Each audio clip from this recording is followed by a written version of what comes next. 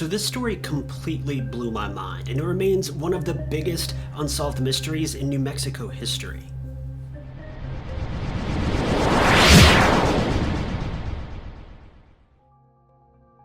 This week marks the 31st anniversary of one of the most disturbing massacres New Mexico has ever seen. As with many of these videos, I got the bulk of this info from a Redditor who did some incredible research, finding out everything there is to know about this topic, and nearly everything mentioned here will be cited from that post. So if you'd like to read the original write-up about this video, be sure to head over to Reddit and give the user Skipad2 an upvote and some serious props for finding all the details about this. On February 10th, 1990, a family-owned bowling alley in New Mexico called Las Cruces Bowl was preparing for a very busy Saturday. Stephanie Sinak, the 34-year-old manager, was counting receipts from the night before in the office. She brought her 12-year-old daughter to work with her, Melissa Repass, to work that day. Melissa worked in the bowling alley in the daycare with her 13-year-old friend, Amy Hauser. The 33-year-old cook, Ida Holgan, was working in the kitchen, and Melissa's grandfather, Ron, actually owned the bowling alley, and all of the workers were a pretty tight-knit group. Everybody considered themselves as family. Everything was going well, and they were set to open at 9 a.m. Well, at 8:20 a.m.,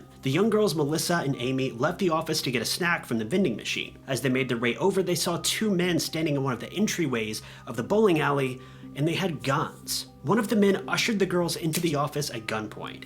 The other split from him and did the same thing with Ida. Stephanie had no idea what was going on until the men brought the three into the office. At this very moment, the 26-year-old bowling alley mechanic, Steve Tehran, entered the bowling alley with his 2-year-old daughter Valerie and his 6-year-old stepdaughter Paula. On this fateful day, he was unable to find babysitters for the girls, so he just decided to bring them to the bowling alley with him and that they would just hang out in the daycare for the day. When they encountered the scene in the office, the gunman and Steve fought, but they quickly subdued him and all were forced to the ground. Everyone was huddled on the floor with their heads down as the gunman rummaged through the safe and collected somewhere between $4,000 and $5,000. At this point, everybody was praying that they had what they wanted and that they would just leave. But as the gunman looked down upon the 4 children and the 3 adults, they started shooting. Everyone there that day was shot execution style, and the gunman set fire to the office and didn't look back. Though by some miracle, 12-year-old Melissa was still conscious and managed to call 911.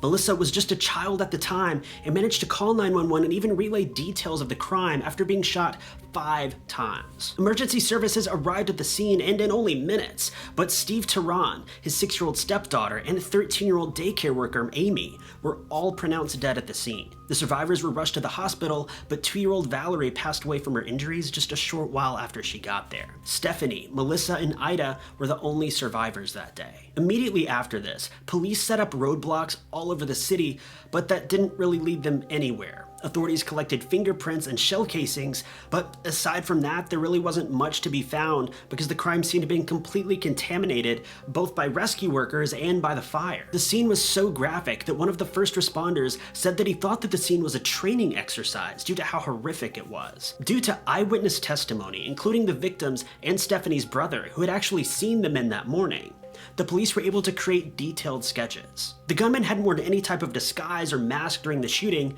and they were suspected of using a green van-like vehicle as a getaway car. Despite this information, police found no credible leads. Ida Holgan would spend 6 months in the hospital after the shooting and had to, in the words of her husband, relearn everything through physical therapy. A few years later, the massacre would claim yet another life as Stephanie Sinak passed away due to complications from her old injuries. No one has ever been named a suspect. Interestingly, the man didn't even take all of the money from the safe. Some was left behind. This suggested to investigators that robbery wasn't the sole motive here.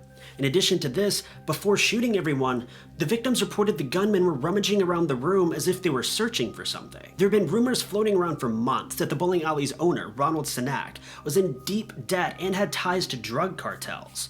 There were also rumors that the alley bartender, who was Ronald's brother, was selling drugs from the bar. There's a lot of speculation on this as it does fill in a lot of the gaps, and the gunman could have been rummaging through the office to look for drugs or drug money. And due to the horrific nature of the crime, police consider there to be some truth to these rumors. They looked into it, but they didn't find anything besides the brother's addiction to cocaine. Even stranger than that is 6 days after the crime, Ron reopened the bowling alley, saying life is for living. Later that year, he had to sell the bowling alley at an auction because he was completely bankrupt and had over $2 million in debt. Ida claims to have recognized the men from working at the bowling alley and believes that someone knew who these people were. You can see sketches, crime scene photos, and photos of the victims all online if you want to take a look, but I can't really show you that stuff here. To make things even weirder, that morning at 8:15 a.m., Stephanie's brother, Steve, dropped by the bowling alley really quickly because he forgot his backpack on the previous night. He recalled that the doors were unlocked that morning, which was extremely unusual. He said that he mentioned something to Stephanie about it, and when he left, he saw 2 Hispanic men walking towards the bowling alley, but he didn't really think much about it. So that's where this case leaves us. Police weren't able to pinpoint any real motive for the crime, and no one has any idea who these men were. One of the most interesting bits of information about this case is that the bowling alley was only about 45 minutes from the Mexico border. If the theories about cartel violence are true, it would make sense that these men could have come from Mexico to reclaim a debt, but that doesn't explain why they would have left so much money behind. The fact that no one was spared, even the children, really leads me personally to believe this theory about the cartels. I know there's all sorts of sick and twisted people in the world, but this crime was just over the top and it doesn't make any sense at all. Considering the owner was in $2 million of debt, the idea of this being a debt collection crime continues to kind of gain some weight in my own mind. I know the business was closed for a little while after the crime, but there's no chance that the owner could have racked up that amount of debt in the 6 days that it was closed and in the few months that the company obviously suffered bad business after this happened, because nobody wants to be there after such a terrible crime. But there's no way that in that amount of time, this guy racked up $2 million of debt. There had to have been serious issues going on with this business or with this owner for quite some time before this crime was carried out. But still, even so, the criminals didn't take all of the money. And not only did they not take it, they burned it. It just doesn't add up no matter how you look at it. Either way, I'm totally stumped by this one. Let me know what you guys think. Was this a robbery gone wrong, or were all of these people targeted to send some sort of message to the owner?